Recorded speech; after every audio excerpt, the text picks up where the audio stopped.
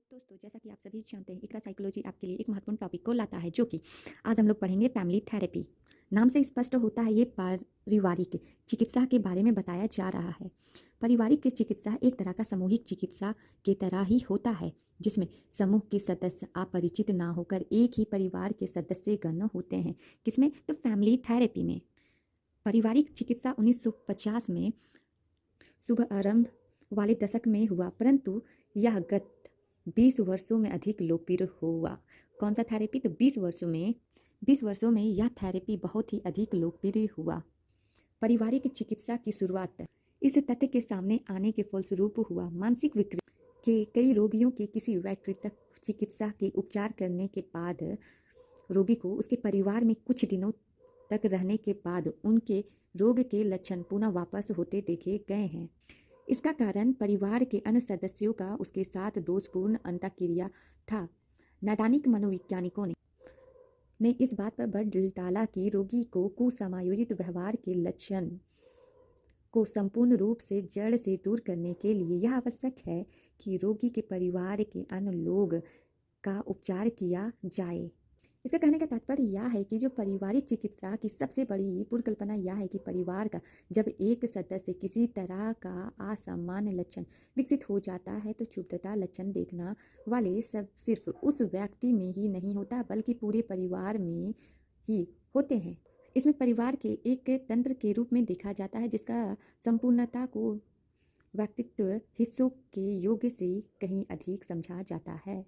पारिवारिक चिकित्सा में चिकित्सक पूरे परिवार के समान समस्याओं को अधिक सदस्यों में चिंता उत्पन्न कर रही होती है की पहचान करता है तथा अन्य पारिवारिक नियमों का पता लगाता है तथा उस पर विचार विमर्श करता है। इसके बाद वह परिवार के सदस्यों को नए ढंग से आपस में अंतःक्रिया करने तथा संघर्षों को दूर करने के उपयोग पर बल डालता है। इससे परिवार के सदस्यों में एक दूसरे के प्रति सहानुभूति प्रानुभूति बढ़ती है तथा उनमें समायोजन शक्ति में भी वृद्धि हो जाती है। पारिवारिक चिकित्सा का आरंभ परिवार के ऐसे व्यक्ति की पहचान करके होता है जो समस्याओं के सर्वाधिक ग्रस्त है।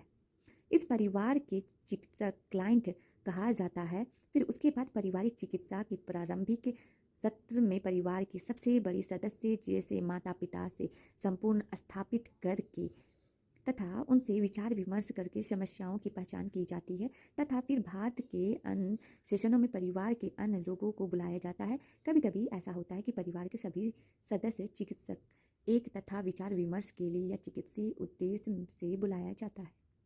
इस तरह की पारिवारिक चिकित्सा पर साटी 1967 द्वारा दिया गया था कि इसमें संयुक्त पारिवारिक चिकित्सा की संज्ञा साटिर के इस चिकित्सा विधि में परिवार के सदस्यों के बीच दोषपूर्ण संचार अंतःक्रिया तथा संबंधों को उन्नत बनाने पर अधिक बल डाला जाता है तथा उसकी जगह पर एक ऐसा पारिवारिक तंत्र विकसित हो जाता है कि जिससे परिवार के सभी सदस्यों की आवश्यकताओं की अच्छी तरह से पूरा किया जा सके ताकि उनके बीच एक स्वास्थ्यकर संबंध एवं अंतःक्रिया विकसित हो सके। किसमें? तो पारिवारिक चिकित्सा में। अब हम लोग देखेंगे गोल्स ऑफ फैमिली थेरेपी। पारिवारिक चिकित्सा के कुछ निश्चित लक्ष्य हैं जो कि नैदानिक मनोवैज्ञानिकों द्वारा इस क्षेत्र में किए गए अध्ययनों की समीक्षा स्पष्ट होता है। पारिवारिक चिकित्सा के निम्नलिखित प्रमुख लक्ष्य होते हैं। तो चलिए देखते हैं कौन कौन से लक्ष्य इसमें बताए गए हैं। पहला पॉइंट बताया गया है इसमें समस्याग्रस्त पहलुओं की को पहचान। इसमें पारिवारिक चिकित्सा का पहला लक्ष्य उस पहलू को पहचान करना होता है जो समस्या उत्पन्न कर रहा है, जो परिवार के विभिन्न व्यक्तियों के संबंध के साथ जुड़ा हुआ है। इसमें चिकित्सा यह तय करते हैं कि परिवार का कौन सा सदस्य समस्या उत्पन्न कर रहा है और वह किन किन सदस्यों को अधिक प्रभावित कर रहा है। इसका फायदा यह होता है कि चिकित्सक यह तय कर पाता है कि सामूहिक सेशन में परिवार के किन किन सदस्यों को मुख्य रूप से रखा जाए। उसे क्या कहते हैं? तो समस्याग्रस्त पहलुओं को पहचान में रखा गया है। नेक्स्ट पॉइंट आप देखते हैं, उन्नत संचार।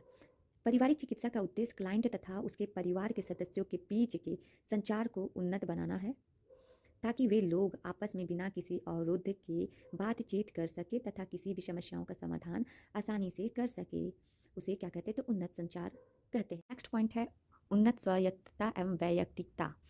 पारिवारिक चिकित्सा का उद्देश्य क्लाइंट में स्वायत्तता की भावना को उत्पन्न करना होता है ताकि वह अधिक से अधिक आत्मनिर्भर होकर कोई निर्णय कर सके। यह गुण विकसित होने से उसमें आत्मसम्मान का भाव विकसित होता है जिससे उसमें उन्नत स्वायत्तता एवं व्यक्तित्व की आवश्यकता उत्पन्न हो जाती है।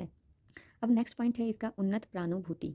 प्रानुभूति से तात्पर्य अपने आप को दूसरे की जगह रखकर दूसरे के मन में होने वाली भावनाओं से अवगत होना होता है। पारिवारिक चिकित्सा का एक उद्देश्य यह भी होता है कि वह न केवल क्लाइंट में बल्कि परिवार के अन्य संबंधों में प्रानुभूति की क्षमता को विकसित कर सके ताकि पारिवारिक संबंध में काफ़ी सुधार हो सके तथा क्लाइंट का व्यक्तिगत प्रतिरोध इत्यादि दूर हो सके। उसे उन्नत प्रानुभूति कहा जाता है। नेक्स्ट पॉइंट है लचीला नेतृत्व। पारिवारिक चिकित्सा का सेशंस के दौरान चिकित्सक एक तरह की कार्यशैली अपनाता है जो आवश्यक के अनुसार समायोजी होता है। इसे पारिवारिक चिकित्सा के परिणाम को अनुकूल होने की संभावना अधिक हो जाती है। उसे लचीला नेतृत्व कहा जाता है। नेक्स्ट पॉइंट है उन्नत भूमिका सहमति। फैमिली थेरेपी में यह देखा जाता है कि क्लाइंट को दोषपूर्ण समायोजन का एक प्रमुख कारण परिवार के सदस्यों की भूमिका में अस्पष्ट होता है। सदस्यों को यह मालूम नहीं रहता है कि उसमें परिवार के सदस्यों की क्या क्या अपेक्षाएं हैं। पारिवारिक चिकित्सा सदस्यों की भूमिकाओं को परिभाषित करके उनके बीच पर्याप्त सहमति कायम करता है ताकि उसमें किसी तरह का भूमिका संघर्ष नहीं हो। संघर्ष को कम करना। पारिवारिक चिकित्सा का उद्देश्य क्लाइंट का परिवार और अन्य सदस्यों के बीच होने वाली वाद विवाद तथा संघर्ष को कम करना होता है। चिकित्सा के दौरान एक शिक्षक की भूमिका को निभाना पड़ता है। चिकित्सा अंतरंगी या बहिरंगी संघर्ष के निर्णायक पारिवारिक प्रक्रिया के व्याख्याता तथा अधिक प्रभावी अंतर्व्यक्तिगत संबंधों के शिक्षक की तटस्थ भूमिका बनाए रखते हैं। इसमें तो संघर्ष को कम करने में। इसी प्रकार से गोल ऑफ फैमिली थेरेपी का जो महत्वपूर्ण बिंदुओं को बताते हुए कहा जाता है कि जो फैमिली परिवार की चिकित्सा जो होता है उसमें पूरे परिवार को लेकर उसका चिकित्सा किया जाता है। इसमें सामूहिक रूप में नहीं पारिवारिक रूप में चिकित्सा प्रदान किया जाता है। इसी प्रकार से फैमिली थेरेपी और उसके गोल को यहीं पे स्टॉप करते हुए मिलती हूँ नेक्स्ट वीडियो पे। Bye bye.